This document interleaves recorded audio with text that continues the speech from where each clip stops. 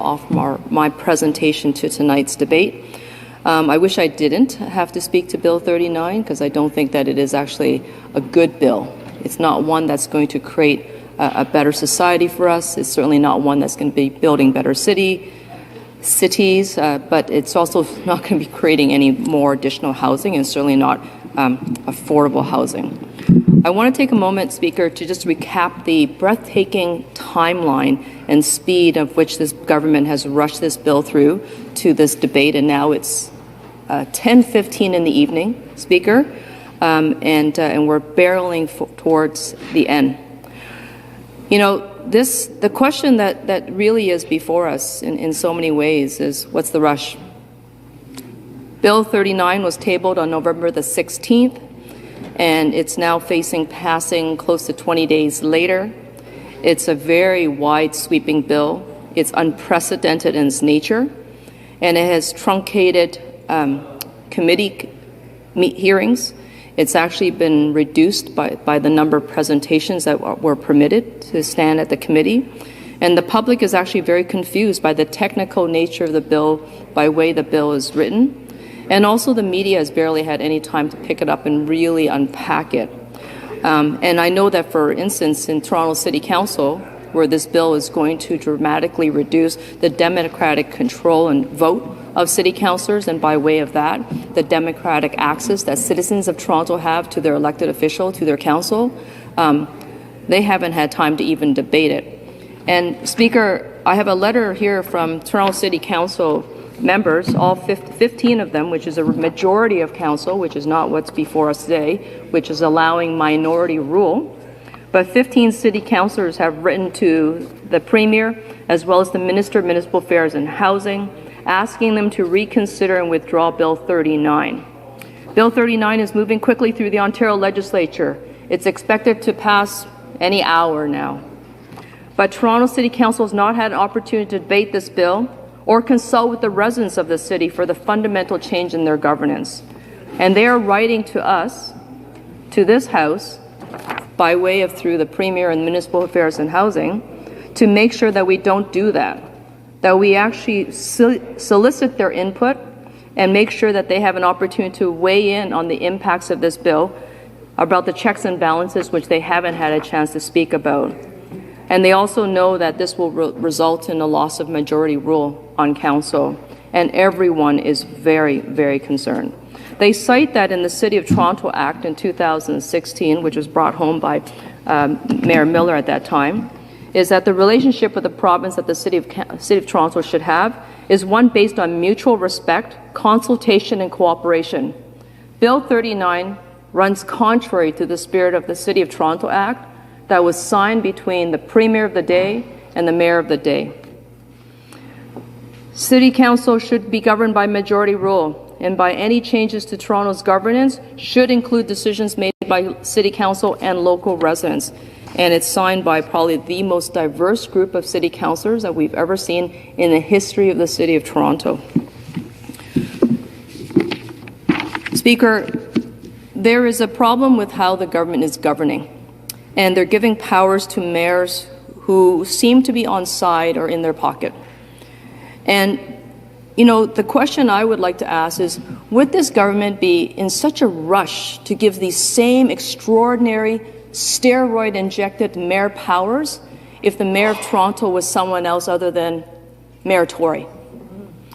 Would they be so keen to give these powers to Gil Penalosa, who's a noted urbanist and one of the leading global international speakers on urban issues? Would they be so keen to have given these powers to Jennifer Keesmaat, former chief planner of the City of Toronto, but also a very progressive, forward-thinking woman? Would they have given these powers to Olivia Chow, who ran for mayor, noted that she is a progressive, New Democrat, former MP? I heard the member across the way say no. So it's selected who they want to give these powers to. Because you have the power to pass this bill, you actually have the power to dissolve the City of Toronto and all municipalities, should you choose. But doesn't mean you should do it.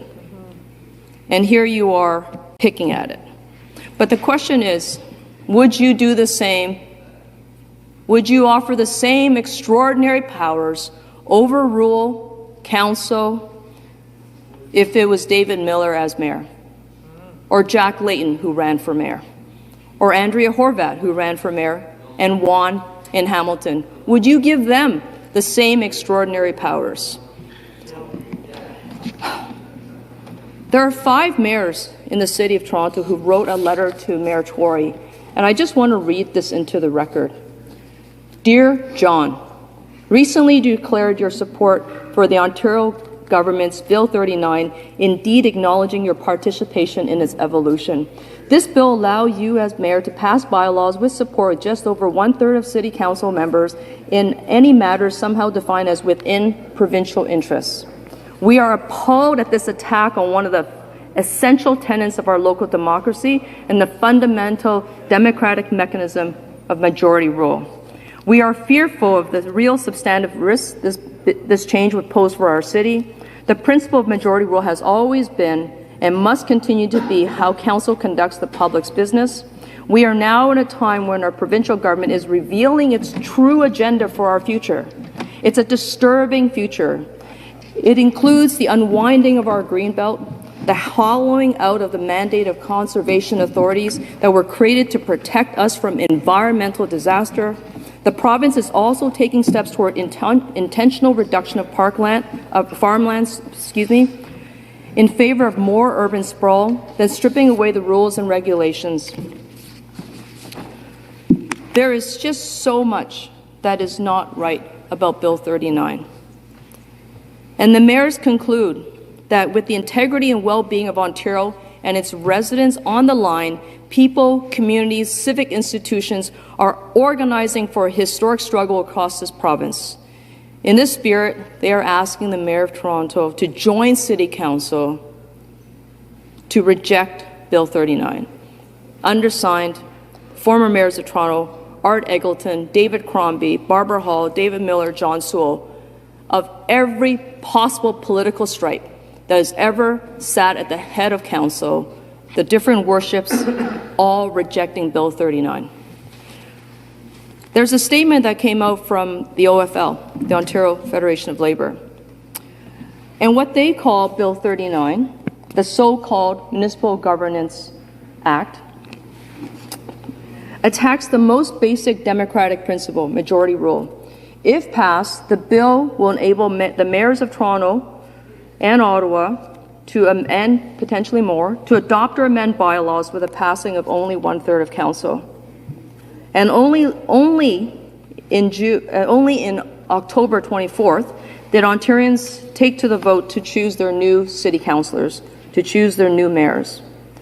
Now, Premier is blatantly undermining those democratic choices by giving unprecedented powers to the mayors. This bill erodes city councillors' power to represent their constituents who elect them, and equally concerning is the power grab by the Premier, facilitated by Mayor Tory, requesting the change in the first place. It should be rejected. We cannot let Ontarians' democratic rights be undermined. The defeat of then Bill 28 was just days ago. As embarrassing as it was there. It's an example of what happens when a government goes too far too far. It's a lesson the Premier should be wise to heed. Ontario's labour movement takes its democratic rights just as seriously as its labour rights, and a clear majority of Ontarians will follow suit. They also urge, the OFL, urges government to withdraw Bill 39 and to immediately cease any further attacks on our basic rights and freedoms. Clearly, there are not a lot of supporters for Bill 39. Now, I oftentimes have learned that in government, you kind of want to do what's popular. You like to go back to your community where you're applauded and welcomed back to your community. You certainly don't want to go to your community and face your constituency office and hear from your constituent staff that there are hundreds of people protesting outside your offices, that you have neighbors who are then looking at you with side glances at restaurants and at the market fair. because they know what you're doing in this house could happen to them over there. And Ontarians really have a sense of justice. Ontarians are fair-minded people. Ontarians are good people. Ontarians also, if they grew up in this province, would have taken a grade 10 civics course, as I did. And what did I learn in my grade 10 civics class?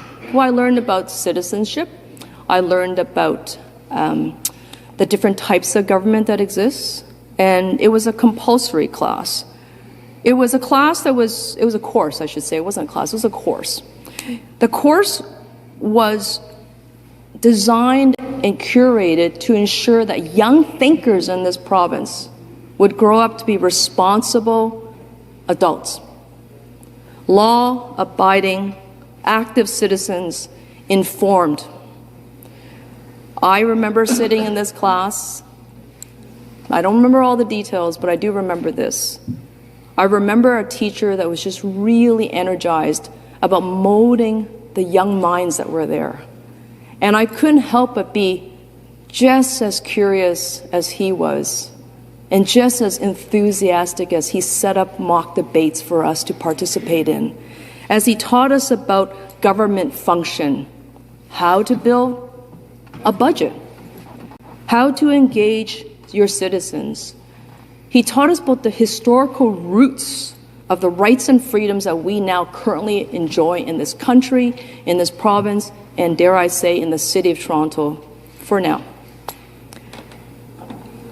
He taught us about skills that we needed to have that were going to be transferable in life later on. They were amazing.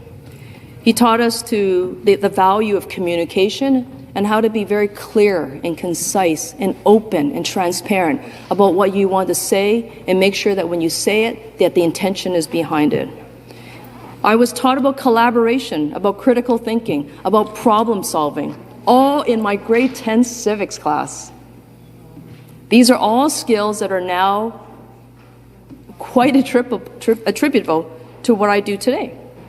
And I'm so proud about the public education I received and the textbooks that I read at that time. Textbooks explaining to me about the different types of government. What does the federal government do? How is it composed? What do provincial governments do? How are they composed? What are municipal governments all about? And how are they composed? How do they build law? How do they pass legislation? Interestingly enough, all those textbooks are going to have to be rewritten because there's going to be some fundamental shifts that have to be taken out. Pages are going to have to be taken out of this textbook. Right across Ontario, right across Canada, probably around North America. So the history that this government is about to make and impose on all of us is going to change the course of Canadian history, Canadian civics, Canadian citizenship forever.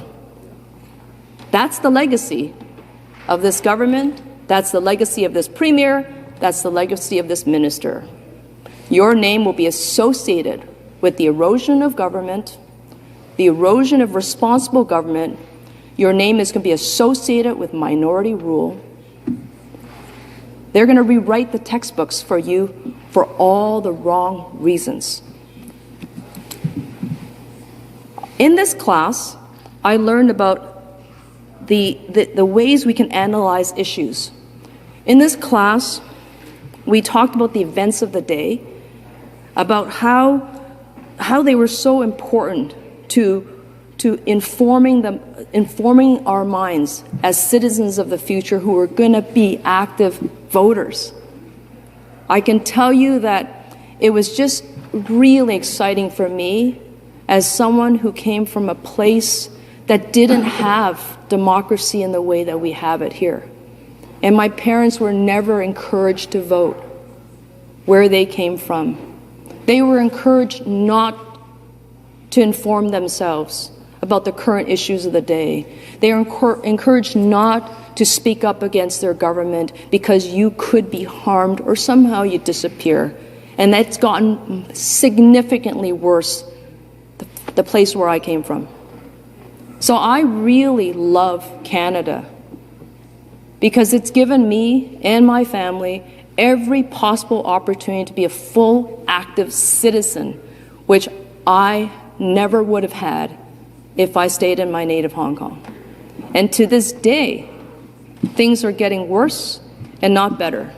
So never would I have ever imagined that now, living in Canada, I'm faced with what is the beginning of a very dangerous decline. The quality of our democracy is purely in front of us and exposed and vulnerable. The government has the opportunity to improve things, to engage its citizens, to ensure that you can build trust in the institutions and the democratic houses that inform and build the laws that create the system that we all rely on, make things better. Instead, the government is choosing to make things worse. The Minister of Municipal Affairs and Housing has also pointed in this legislation that there is going to be the opportunity to override the local decisions of 3 regional municipalities of Niagara, Peel, and York by hand-picking a regional chair. There's no qualifications listed here. It doesn't say anything about, what are the criterias. It doesn't even explain why would you want to hand-pick these regional chairs. So another level of erosion of democracy. And, the difficulty of much of this, and there's much in here that's so difficult to accept, but the rationale that the government stands behind is housing. 1.5 million homes have got to be built in the next 10 years. And yet what we know is that although there's a war path almost, to deregulate as much as possible and to cut taxes for as much as possible, we haven't seen the fruits of all that controversial labor. Because there's nothing in the bill that actually speaks to housing. Nothing. There's nothing in the bill that actually prescribes where, when, why, how. Bill 39. There's nothing in the bill that talks about government investment in housing. In their own fall economic statement, their housing bills haven't even built enough homes. And I know that my colleague and friend from Spadina Fort, you're excited that the number of cranes in his community and how Toronto City Council has more than exceeded the expectations and the objectives of the Greenbelt. That didn't happen because of this House. That happened because of locally elected Democratic Council, working with our professional planning staff, getting to an outcome. So despite the waves of deregulation that this government is bringing on like a tsunami, including plans to open up more farmland and the Greenbelt for development, the government has also seen significantly reduced projections for housing starts. So why does the government believe that home builders will actually build more houses when they haven't already? It's actually going in the opposite direction. So the folks here may have skipped their grade 10 civic class, and perhaps they don't really truly care about the fundamental rules of democracy, especially the principles of majority rule. But governments throughout history will be judged. And in this case, I think it's a safe bet to say that this government will be judged very harshly in the history books.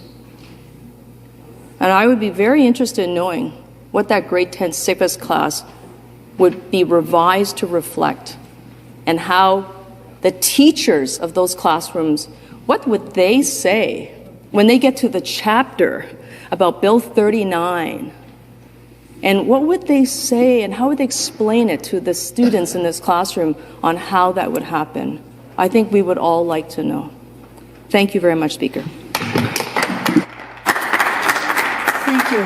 We're going to move to questions, and I recognize the member for Scarborough Rouge Park. Thank you, Madam Chair. The member from Toronto Centre talks about various things and also talks about civics class and legacy.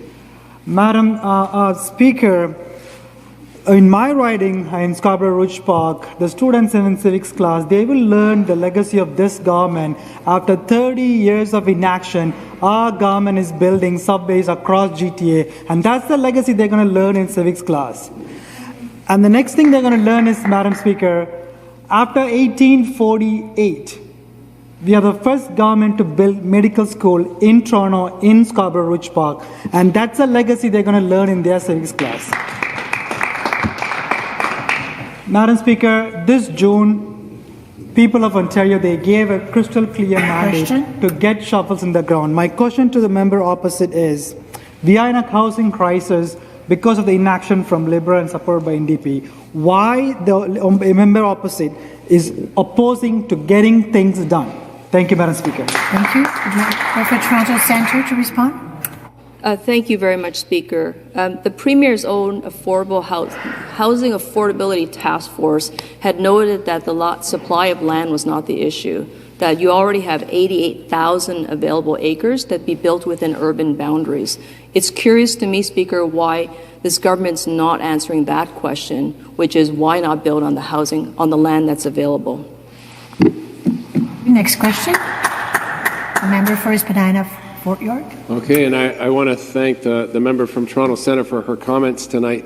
You mentioned that your family had come from a country which didn't have democracy. I've lived in two countries where the democratic rights of the people were quickly eroded, and I've seen those countries dissolve into war, into battles, and I've seen the economies of those countries devolve as well, because democracy is the foundation of a strong economy.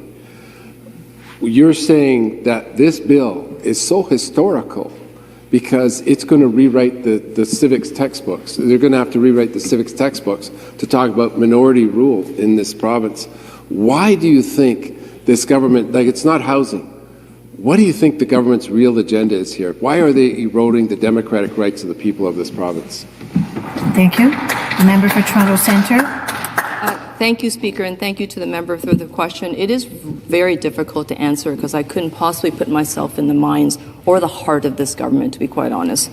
But if I was to take a guess, given the past historical bills that have come before us, it's to a path of centralization of power. It makes it easier to privatize. It makes it easier to deregulate. It makes it easier to control municipalities right here from Queen's Park. The Premier becomes a trustee of the trust. Those municipalities becomes a trustee or trusteeships of the Premier. Thank you. Next question. The member for Markham Unionville. Thank you, Madam Speaker. Madam Speaker, when I read the bill 39, I thought of a police officer carrying equipment on the street. How heavy are the equipments? 30 pounds.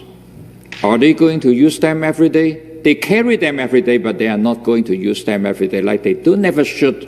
Most officers, they never shoot in their whole lives, but they still need that tool for them to carry their duty.